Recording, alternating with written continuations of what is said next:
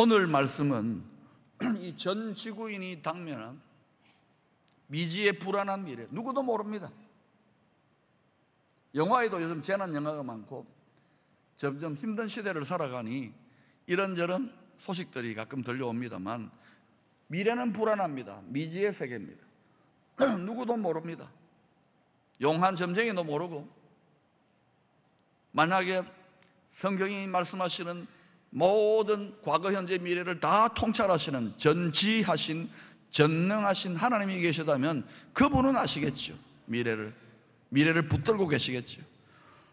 그분이 없다면 우리는 불안할 겁니다만, 아무튼 이 불안한 미래에 대해서 오늘 말씀은 성경적인 구원의 대책, 하나님이 제시하는 살 길, 살아남을 길을 오늘 제시하고 있는 것입니다. 그래서 오늘 설교 말씀을 잘 들으시고 제대로 깨닫게 되면은 온 세상이, 하늘이 무너지고 땅이 솟아나고 이래저래 흔들린다 할지라도 두려워하거나 걱정하거나 염려할 이유가 있습니까? 없습니까? 없습니다만 우리는 조금만 지진 흔들려도 우리는 두려워하잖아요. 힘들어하잖아요. 그러나 정말 이 말씀이 사실인가 계속 이 말씀을 우리에게 계속 새겨 넣으면 점점 흔들리지 않는 견고한 믿음 가운데 심지가 견고한 자를 평강으로 그 인생을 인도해 가시리라. 여러분에게 오늘 설교 말씀이 불안정한 시대 속에서, 스트레스 많은 시대 속에서, 우리를 답답하게 하고 힘들게 만들고 두렵게 하는 시대 속에서 여러분에게 견고한 심지의 평강의 선물로 나아갈 수 있는 복된 소식 되기를 축원합니다. 에베소서 4장 1절부터 6절까지 오늘 본문 주제는 한마디로 하나됨입니다. 따라합시다. 하나됨. 먼저 1절에 3절은 한 마음으로 하나 되는 것이고 4절에서 6절은 한 몸으로 하나 되는 겁니다. 이걸 한자말로는 뭐예요? 1절 3절은 일심, 그죠? 4절 6절은 동체. 그거 이야기하는 겁니다. 어려운 이야기 아닙니다. 왜 그러면 사도 바울이 에베소 4장에서 이런 이야기를 감옥 속에서 편지로 자신이 세워놓은, 개척해서 세워놓은 교회 성도들, 이제는 자기 로마 감옥에 갇혀 있습니다. 그들에게 이런 편지글을 남길까요? 에베소 교회는 아다시피 헬라인들이 사는 지역입니다. 헬라 지역, 그리스 문명권의 아주 중요한 핵심적인 도시입니다. 오늘날 말하면 세계 문화의 어떤 그런 중요한 도시를 들라 그러면 파리라든지 또 뉴욕 같은 도시입니다. 세계적인 도시예요. 뉴요커들, 다시 말해 헬라인들이 있는데 이들은 유대인들이 보기에는 이방인들입니다. 유대인들은 나라는 조그만데도 불구하고 이방인들, 제 아무리 헬라인이고 문화인들이라도 일단은 불가촉 천민, 접촉해서는 안 되는 더러운 인간, 좀 더 세게 말하면 개, 돼지와 같이 짐승처럼 취급합니다. 자신들은 그럼 어때요? 하나님의 선택을 받은, 구원받은 하나님의 백성, 이 종교적인 자존심이 엄청납니다. 자기들이 핍박과 고난과 연약함과 서러움을 겪을수록 이 자존심은 더해져요. 그런 거 있잖아요, 사람이. 근데 이 두 그룹이 다 예수를 믿었습니다. 한쪽은 헬라인 이방인 성도고 한쪽은 유대인 크리스찬들입니다. 배경이 다 다릅니다. 예수 안에 하나 되어 사이좋게 살았을까요? 서로 알콩달콩 찢고 뽑고 싸웠을까요? 예? 안 가봤으면 모르지. 그런데 싸웠으니까 한마음 한뜻 되라고, 일심동체되라고 이런 편지를 쓰지 않겠습니까? 학자들의 분석에 하면 많이 싸웠던 것 같아요. 우리도 지금 다양한 배경을 가진 성도들이 살아가고 있습니다. 개성이 다 다르잖아요. 살아온 배경이 다르잖아요. 개성이 다 달라요. 개성은 개인적인 성격, 이기적인 성격일 수도 있지만 잘못 해석하면 개와 같은 성격일 수도 있습니다. 자꾸 싸우는 거예요. 이걸 죽여야 됩니다. 그래서 바울이 일심동체가 되기 위해서 먼저 한마음이 되라 이렇게 이야기하는 거예요. 그런데 이 한마음이 되는데 어떻게 권면하냐? 너희가 부르심을 받은 일에 합당하게 행하라. 누가 불렀나 봐요. 누가 불렀을까요? 예? 친구가? 하나님이 부르셨어요. 하나님이 왜 부릅니까? 아브라함을 부르고 본토 친척 아비 집을 떠나라 그러고, 다윗을 부르고, 여러분을 부르고. 크리스찬은 부름을 받은 존재예요. 호출을 받은 존재예요. 콜링을 받은 존재라고요. 목사들만 콜링을 받는 게 아닙니다. 저와 여러분 모두, 크리스찬들은 전부 다 부름을 받아요. 왜 부름을 받느냐고요? 얘들아, 너희들이 살아가는 이 세상, 이 지구호는 언젠가는 끝에 심판이 있다. 너희들도 인생의 마지막에 죽잖아. 한 번 죽는 것은 심판이 있어. 그 후에는 심판이 있다고. 그러니 그 심판에 떨어지지 말라. 그래서 불러내시는 거예요. 불러내신다는 것은 무엇으로 부르는 겁니까? 멸망으로 부르는 것입니까? 구원으로 부르는 것입니까? 그런데 세상 재미가 쏠쏠하고 세상에 출세하고 잘 나가고 이래 되면 어때요? 부르면은 알았습니다. 그 부름에 갑니까? 아니면 거기에 몰두합니까? 부름에 잘 반응을 안 해요. 저와 여러분이 예수를 믿고 하나님의 구원의 부르심에 반응해서 이 자리에 앉아 있다는 것, 기적입니다. 물론 어떤 분은 하도 집에 에어컨 틀기도 전기료 아깝고 그래가지고 예배당에 가면 그래도 좀 시원하니까 여기 오실지도 몰라요. 그래도 잘 오신 거예요. 하나님 부르신 거예요. 구원이란 무엇인가? 영원한 심판으로 떨어질, 어떻게 심판받는 건가? 노아의 때는 물이고 이제는 뭐예요? 예? 불로서 심판당해요.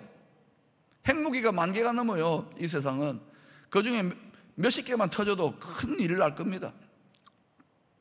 성경에 그렇게 기록되어 있고, 성경에 기록 안 돼 있어도 세상의 모든 지혜자들이 다 이렇게 자원이 많이 하고 나라가 안에 서로 어르렁거리고 위에서 만약에 단추 하나 누르면, 저쪽에 단추 하나 누르면 어떤 일이 날지 누구도 모르는 거예요. 그런 일이 언젠가는 일어난다라고 성경은 기록되어 있고, 많은 사람도 그런 예견을 해요. 지혜자들이. 그 대책이 있어야 될 거 아닙니까? 살 길을 찾아야 될 거 아닙니까? 살아남을 길이 있느냐 이거예요.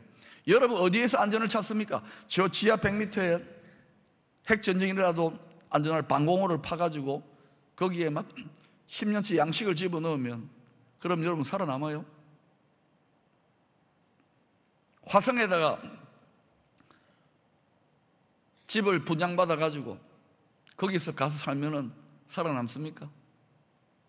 그건 인간적인 구원의 대책이고, 지혜자들이 기껏 생각하는 그 정도밖에 안 돼요. 저 같으면 절대 화성 프로젝트에 투자 안 합니다. 다른 목적으로, 과학적 의료 목적이나 이런 거는 모르겠지만은 하나님의 대책은 성경에 명백하게 나와 있잖아요. 주의 이름을 부르는 자는 구원을 받으리라. 주의 이름을 부르는 자는 살 길이 있으리라. 이걸 아무리 외치고 불러내는데도 반응을 안 보이지만 그래도 불러내야 되는 거예요. 왜?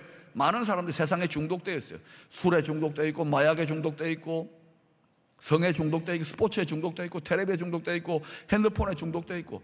중독된 사람에게 그래도 말 안 들어도 불러내야 되는 거예요. 흔들어 깨워서라도. 여러분 포기하지 마시기를 바랍니다. 저와 여러분도 얼마나 흔들어 깨워가지고 고래고래 하나님이 고함 쳐가지고 이리로 불러내는지 몰라요. 그 속터짐을 여러분이 지금 경험하고 있잖아요. 그런데 포기한다고요? 포기하면 안 돼요. 포기는 김치 셀 때 한 포기 두 포기지, 내 사전에는, 크리스찬의 사전에는 포기란 없어요. 불가능이란 없어요. 전능하신 하나님이 함께 하시는데. 그러니까 구원의 부르심을 받은 자는 어떻게 살라고요? 하나 되어 살라고. 하나. 싸우고 찢고 뽑고 하면 안 돼요. 하나 되어 살아야 돼요. 물론 싸우고 찢고 볶을 수 있습니까? 없습니까? 싸우고 찢고 볶아도 볶음밥이다, 비빔밥을 쓰는 게 또 먹고 살아야 돼요. 그런데 그냥 다시는 안 봐 그러면 안 됩니다. 왼수 같아도 또 살아야 돼요. 살아내야 돼. 아멘입니까? 상처투성이라도 주님을 의지함으로 치유받고 또 살아내야 돼. 그만큼 우리가 관계에 장애가 있는 거, 사랑의 장애인이 되어버린 거예요. 그런데 어떻게 하나 되라고요? 성령이 하나 되게 하신 것을 힘써 지키는 게 부르심을, 구원을 받은 자의 첫 번째 할 일인데, 모든 겸손과 온유로 하고 오래 참음으로 사랑 가운데서 서로 용납하고 평안을 맺는 줄로 서로 하나 되라는 겁니다. 찔리는 사람 많지요? 저는 안 찔릴까요? 이 성령의 하나됨을 힘써서 지키고, 어느 정도 힘써서 죽기까지 힘써 지키고, 자기를 낮추어 죄인들, 자기하고는 상대가 하나님 아닙니까? 예수님은 죄인들은 죄가 덕지덕지 붙어있는 사람을 끌어안고 친구가 되고 오래 참으시고 용납하고 끝까지 사랑해 주신 분이 누굽니까? 예수님이에요. 예수님이 모델이에요. 하나님의 모델. 다른 모델 없어요. 오직 예수님이 진짜 모델이 될 수 있어요. 그래서 하나 되려면 누구의 마음을 품어야 되느냐? 빌립보서 2장 5절에 나타나는 것처럼 그리스도 예수의 마음을 품어야 돼요. 여러분 읽어보십시다. 시작.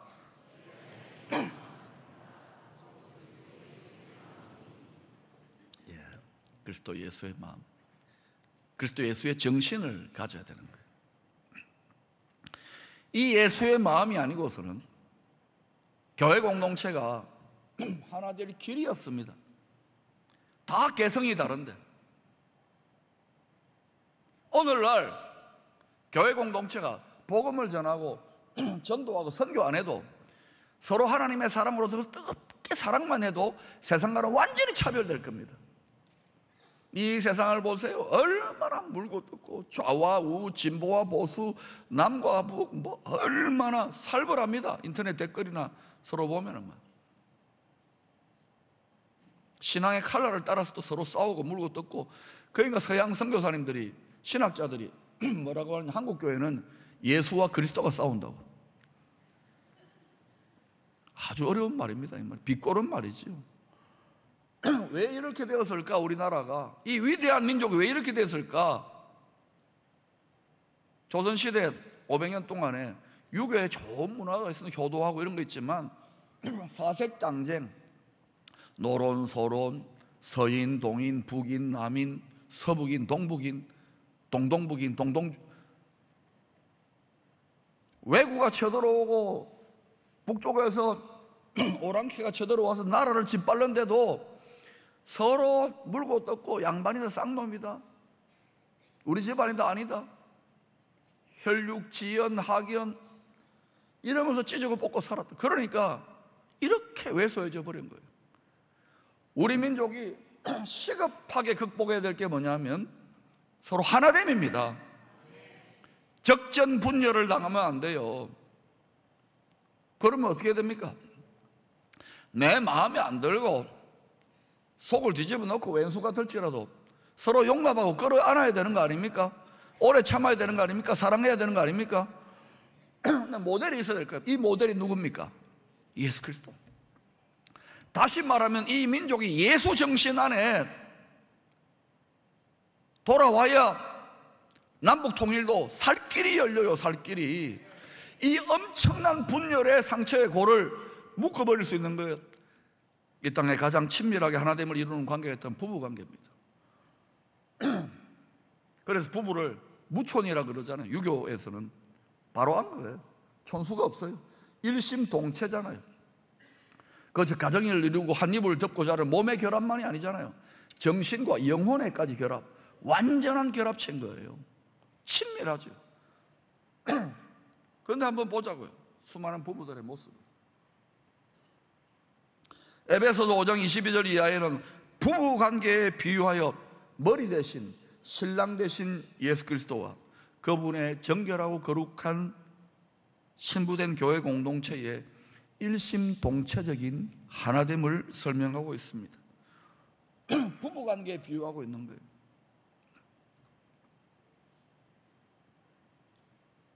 그런데 제가 이 말씀을 묵상을 해보면서 이 하나 되기 위해 힘써 지키는 노력 중에서도 그 중에 참 힘든 것, 특별히 힘든 것이 무엇일까 생각해 보니까 서로 용납하는 거예요. 서로 용납하는 거예요. 이어서 이제 한 몸이 하나가 한 마음이 되었으면 이제 한 몸이 되어야 될 거 아닙니까? 그걸 4절에 6절에 다루고 있는 거예요. 에베소서 1장 10절은 6절에 나타나는 만유를 통일하시려는 하나님의 뜻을 이렇게 설명합니다. 하늘에 있는 것이나 땅에 있는 것이 다 그리스도 안에서 통일되게 하려 하십니다. 여러분, 하나님의 뜻은 이 모든 천한 만물을 예수 그리스도, 영원히 흔들리지 않는 반석이신 예수 그리스도 앞에 이 흔들리고 불안하고 근심과 염려에 시달리는 이 세상을 영원토록 요동하지 않는 예수 그리스도의 반석 위에 딱 세워가지고 하나님 나라를 그리스도 안에 통일하는 그것을 하나님이 작정하셨어요. 이것을 거스리거나 방해하거나 대적할 자가 있습니까? 없습니까? 이것을 시기 질투하고 방해하는 자가 누굴까요? 원수마귀입니다.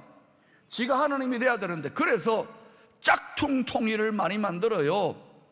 종교적 분쟁이 많으니까 다 똑같은 것이 종교다, 그게 극이다, 이렇게 해서 통합적인 주장을 하거나 종교 통합적인 주장을 하거나, 아니면 아까 호킹 박사가 이야기한 것처럼 전 지구적인 어려움이 있으니까 대단한 카리스마적인 영웅적인 지도자를 세워가지고 전 지구적인 문제를 해결하자, 그에게 모든 걸 다 몰아줘서 그를 중심으로 통일이 되고 하나 되자.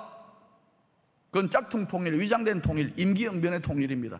잠깐은 평화나 통일이나 좋은 일이 있을지 몰라도 어떤 일이 일어날까요? 미혹당하면 안 되는 거예요. 앞으로 그런 일이 성경을 보니까 일어날 것 같아요.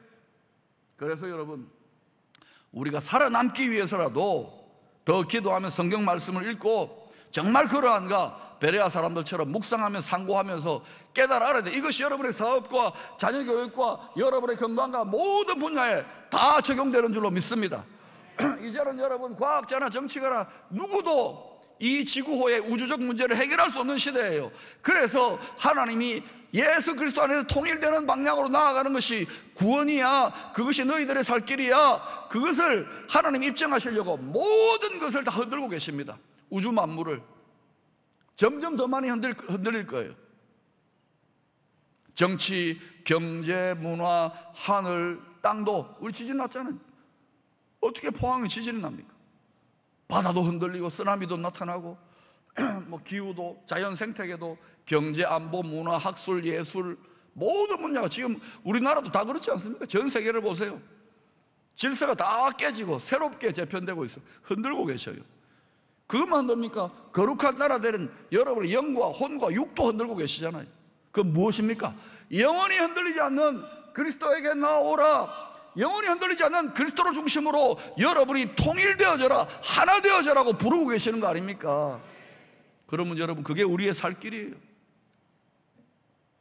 사랑하는 여러분, 하나님은 만유 가운데에, 다시 말하면 우주 만물 가운데 깃들어 계세요. 영으로, 하나님의 영으로. 거기에 귀신이나 요정이나 정령들이 깃들어 있는 게 아니에요. 이런 그릇에 깃들어 있다, 그릇을 숭배하고 마이크를 이거는 정말 미친 짓이에요. 우주 만물, 우주의 주관 되시는 하나님의 영으로 꽉 들어차 있습니다. 무소 무제 편만하세요. 그 하나님이 우주 만물을 붙드시고 어느 방향으로 이끌고 계신다고요? 그리스도 안에서 통일된 방향으로. 그것이 영원히 흔들리지 않는 하나님 나라의 방향이에요. 그것을 대적하는 원수가 짝퉁 통일, 짝퉁 임시영경적인 위장된 통일과 평화를 제시한다더라도 여러분은 이 평화를 말씀 속에 진리의 성령을 따라 그것을 사수할 수 있기를 축원합니다. 그것을 위하여 믿음의 선한 싸움을 싸울 수 있기를 축원합니다. 여러분, 이 하나님의 살 길, 영광스럽게 살아남을 대책을 여러분이 깨닫는다면 우리 민족도 예수 정신으로 하나님 뜻대로 예수 그리스도 안에서 통일되기를 여러분이 목소리를 크게 외쳐야 되는 거예요. 지금 통일과 평화 논의가 있는 것은 위기이기도 하지만 기회예요. 목소리 큰 놈이 이기잖아요. 그래서 새벽을 깨우고 오라는 더더 열심히 기도하자고 제가 그렇게 외치고 있지 않습니까? 여러분은 정말 이 민족의 주관자가 하나님이시고 역사의 주관자가 하나님이라 그러면 이 중체대한 민족의 문제를 놓고 부르짖어 목소리 크게 외쳐야 되는 거 아닙니까? 여러분이 더 외치니까 제가 자꾸 목이 쉬잖아요. 고함을 치잖아요. 여러분이 외치세요. 그러면 제가 조용히 외치겠습니다. 여러분, 이 영원한 그리스도 안에서의 통일의 복된 소식, 이 영원한 천국 복음을 기쁨으로, 담대함으로, 두려움 없이, 거침없이 하나님을 깊이 아는 자답게 강하여 용맹을 떨치며 나아가는 기쁨의 성도들 될 수 있기를 축원합니다.